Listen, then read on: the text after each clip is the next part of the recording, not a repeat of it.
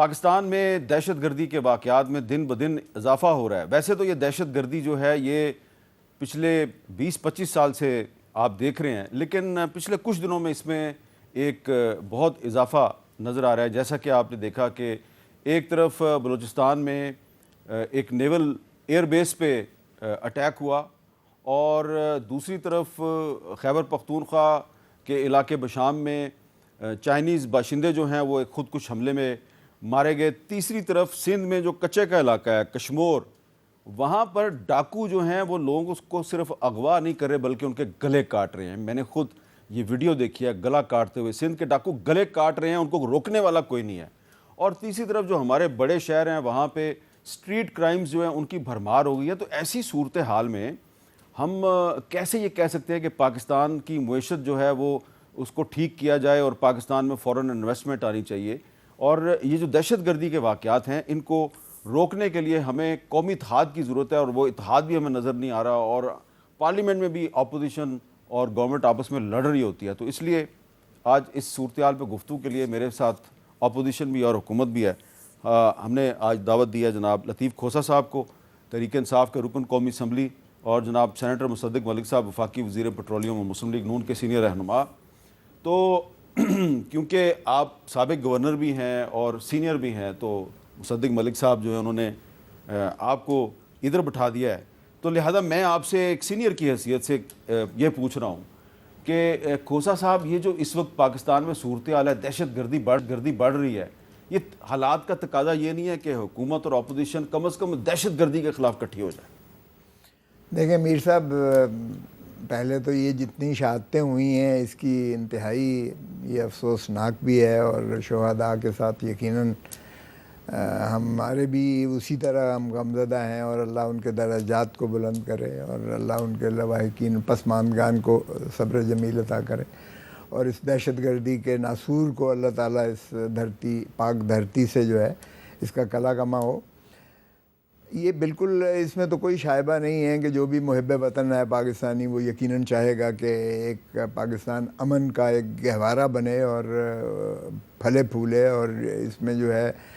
ہم خوشیاں نصیب ہوں، اور دھرتی ماں جو ہے وہ جتنا خوشحالی کی طرف جائے، یہ بالکل اس میں تو کوئی دو آرا ہو نہیں سکتی ہیں. لیکن اس کے لیے آپ کو یقینی بات ہے کہ آپ کو سیاسی استحکام چاہیے. پولیٹیکل سٹیبلٹی کے بغیر آپ یہ چیزیں حل نہیں پا سکیں گے. اس لیے کہ اگر آپ کے اپنے ملک کے اندر آپ کی ایک اپوزیشن سمجھے گی کہ یہ یہاں انسانی حقوق کی پامالی ہو رہی ہے، یہاں سیاسی منتقم مزاجی عروج پر ہے، اور یہاں جو ہے کوئی گھر نہیں ہے جس کا کوئی شخص جو ہے وہ 10 مہینے سے پابند سلاسل نہیں ہے، یا اگر عدالتیں ان کو مخلصی دیتی بھی ہیں تو پھر دوسرے میں دھر لیا جاتا ہے. تو یہ نفرتوں کی جو ہے نا متحمل نہیں ہے ہمارا ماحول. یہ نفرتوں کو کم تو ظاہر ہے کہ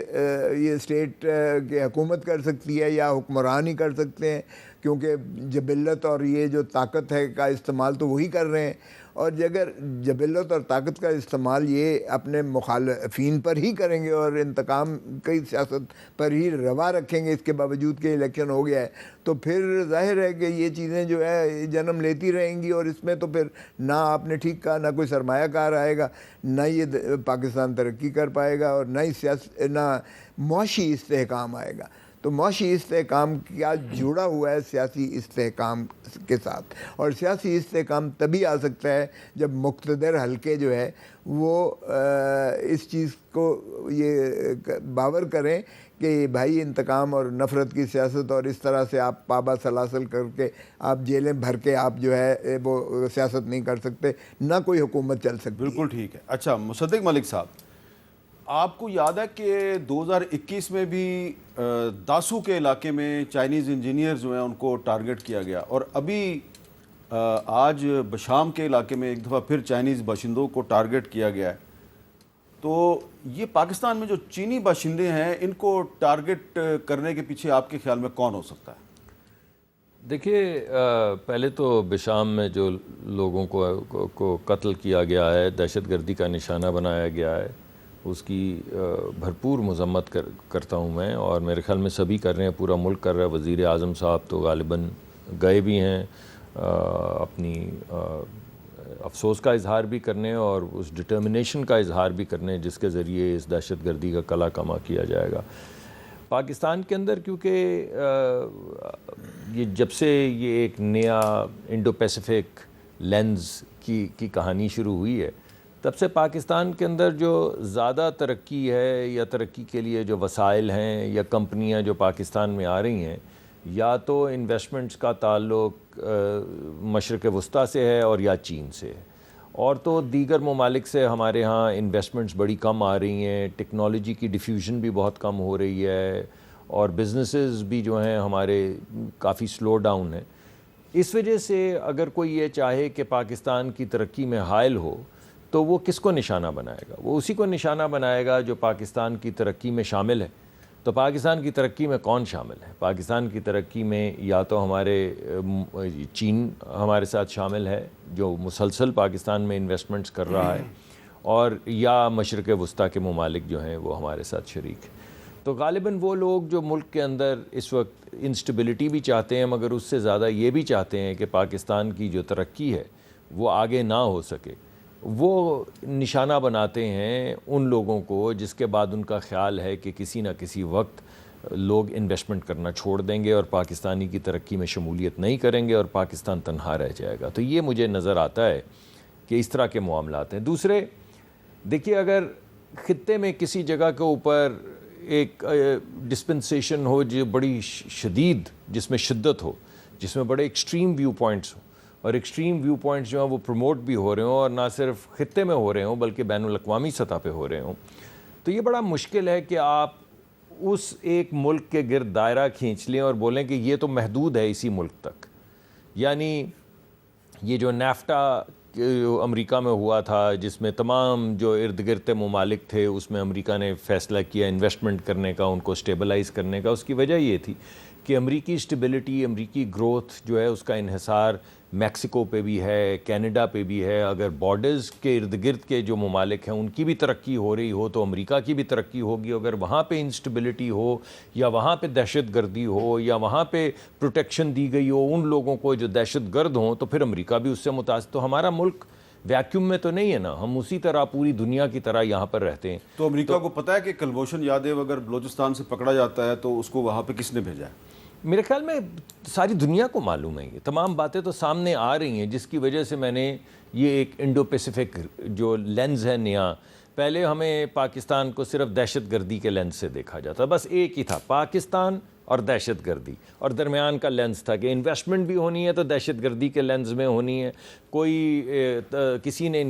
نئی کوئی کاروبار بھی شروع ہونا ہے تو دہشت گردی کے تو ہمیں بس ریڈیوس کر دیا کہ دہشت گرد افغانستان میں جنگ ہے، دہشت گردی ہے، 9/11 ہو چکا ہے، پاکستان بارڈر پہ ہے، پاکستان کا تمام راستے پاکستان کے دہشت گردی کو روکنے یا کبھی کبھی تو یہاں پہ لوگ سمجھتے ہیں بڑھانے کی طرف جاتے ہیں۔ تو یہ ایک لینز تھا، اب ایک نیا لینز کھل گیا ہے۔ اب پاکستان کو کوئی، یعنی ہماری بین الاقوامی سطح کے اوپر خواہش یہ ہے کہ پاکستان کو صرف پاکستان کی طرح دیکھا جائے، پاکستان کو کسی لینز سے دیکھنے کی ضرورت نہیں ہے۔ وہ جو دور شروع ہوا تھا ضیاء الحق صاحب کے دور میں، وہ جنگ کا اور ان تمام چیزوں کا، وہ دور اب پیچھے رہ گیا ہے۔ تو اب آپ پاکستان کو پاکستان کے نقطۂ نظر سے دیکھیں، اور ایک گلوبل فیبرک کے اندر ایک بڑا اہم رول ہم پلے کرنا چاہتے ہیں اپنی ایکسپورٹس کے حوالے سے، اپنی مین پاور کے حوالے سے، ہمارے بچے جو ٹیکنالوجی کے اندر تعلیم و تربیت حاصل کرنا چاہ رہے ہیں ان کے حوالے سے۔ تو ہمیں ریڈیوس نہ کیا جائے، ایسا نہیں کہ دیگر معاملے جو ہیں وہ پاکستان کے معاملات نہیں ہیں، مگر پاکستان کو صرف ایک ہی لینز سے دیکھا جائے اور وہ انڈو پیسیفک لینز ہو، تو یہ مناسب نہیں ہے۔ یہ ہمارا خیال ہے۔ آپ صاحب کیوں مسکرا رہے ہیں؟ میں اس لیے ہنس رہا ہوں کہ میں بہت زیادہ ان کی عزت بھی کرتا ہوں، اور میں ان کی باتوں پہ اس لیے ہنس رہا ہوں۔ باتیں تو ٹھیک کر رہے ہیں، نہیں، باتیں بہت ٹھیک کر رہے ہیں۔ ارے بابا، ہم خود کفیل ہیں ان معاملوں میں۔ ہم جو کہہ رہے ہیں کہ ہمیں دنیا اس لینس سے دیکھے، پہلے ہم اپنے آپ کو کس لینس سے دیکھ رہے ہیں یہ بھی ہمیں ذرا سوچنا چاہیے۔ کیا ہم اپنا خود چاہتے ہیں کہ ہمارے ملک کے اندر یہ چیزیں ساری جو اتنی روزی پکچرز ہم دے رہے ہیں کہ ہمارے ملک کے اندر یہ بھی ہونا چاہیے، یہ بھی ہونا چاہیے، کیا ہم اپنے لیے سوچ بھی رہے ہیں؟ کیا ہم اپنے عوام کے لیے یہ بات سوچ رہے ہیں کیا ہم اپنے 25 کروڑ عوام کو یہ چیزیں دینے کے لیے، دیکھیں جیو پولیٹیکل جہاں تک سچویشن ہے وہ تو سبھی کے سامنے ہے، لیکن کیا ہم ہندوستان کے ساتھ آج تجارت کرنے کے لیے ہم رخ کرنے جا رہے ہیں؟ جو ہمارے سابقہ فائنانس منسٹر نے فرمایا کہ ہندوستان کے ساتھ، موجودہ وزیر خارجہ نے فرمایا، تو کیا ہماری یہ پالیسی جو ہے پیراڈائم شفٹ آ رہا ہے؟ اور اسی طرح اگر آپ دیکھیں تو کیا ہمارا جو ہے ہم ایران کے ساتھ تو گیس پائپ لائن تو یقیناً اچھا ایک پروجیکٹ تھا، ہم نے پہلے جب شروعات ہوا تھا اس وقت بھی میں منسٹر تھا اور جب MOU سائن ہوئے تھے پریزیڈنسی میں، اور یہ کوریڈور جب بن رہا تھا بہت اچھی بات ہے، لیکن وہاں ایک بڑی آرام سے اس وقت کا جو انفارمیشن ٹیکنالوجی ٹیلی کمیونیکیشن منسٹر تھا جو وائس پریمیئر بھی تھا اور میرا چونکہ پورٹ فولیو وہی تھا، تو اس نے کہا کہ پریزیڈنسی میں ہو رہا تھا، اس نے کہا mister president you are talking too loud, I think let's be very discreet because there will be many oppositions to it. اچھا، اب اپوزیشن تو ظاہر ہے آپ جب براڈر انٹرنیشنل پرسپیکٹو میں بات کرتے ہیں تو اپوزیشن تو آپ کے سامنے ہی آ گئی کہ ایک اور کوریڈور بننے جا رہا تھا، ایک بالکل سمتی ڈفرینٹ بننے جا رہی تھی، چائنا کو کنٹین کرنا تھا، تو ظاہر ہے کہ ایک اور پاور سپر پاور نے سوچا کہ ہم یہ انڈیا کے ساتھ مل کر اور اس طرح سے کریں۔ ایران پر آج بھی سینکشنز لگی ہوئی ہیں ہماری جو ہے ادھر سے، پھر ٹاپی کا جو مسئلہ تھا وہ بھی ہے، افغانستان بیچ میں، ہمارے ماشاءاللہ ہماری کیا خارجہ پالیسی ہے، مجھے تو سمجھ نہیں آ رہی ہے کہ کیا خارجہ پالیسی ہے۔ اگر ہم نے اسی طرح سے اس ریجن میں کرنا ہے اور اپنے اندر بھی ٹرموائل رکھنا ہے، اپنے اندر بھی ٹرموائل، سب سے بڑا تو ٹرموائل ہمارا اپنے اندر کا ہے، ہماری کیا ہمیں آزادی مل رہی ہے؟ میں سانس نہیں لے سکتا اوپنلی، کیوں؟ جب PTI کو تو آپ کو پتہ ہی ہے کہ نہ تو الیکشن کیمپین کی اجازت تھی، نہ کوئی میٹنگ کی اجازت تھی، نہ جھنڈا لے کر کوئی جا سکتا تھا۔ لاہور سے میں لڑا ہوں، ہر گھر وہاں جو ہے اس کا اتنی لیڈ سے آپ الیکشن جیت گئے لاہور سے؟ وہ جیت میری جیت کم ہے، اور وہ خان کا جو ہے بولا ہے، لوگوں نے 8 فروری کو بولا ہے عمران خان کے حق میں جو فیصلہ دیا ہے، PTI کے حق میں جو فیصلہ دیا ہے، اس وقت وہ ہارٹ تھراب ہے into the minds and the hearts of the people of Pakistan۔ یہ کوئی تسلیم کرے یا نہ کرے، جتنی جلدی کر لیں ہم اتنا ہی بہتر ہوگا۔ اچھا، آپ بار بار انٹرنل سچویشن کی طرف آ رہے ہیں۔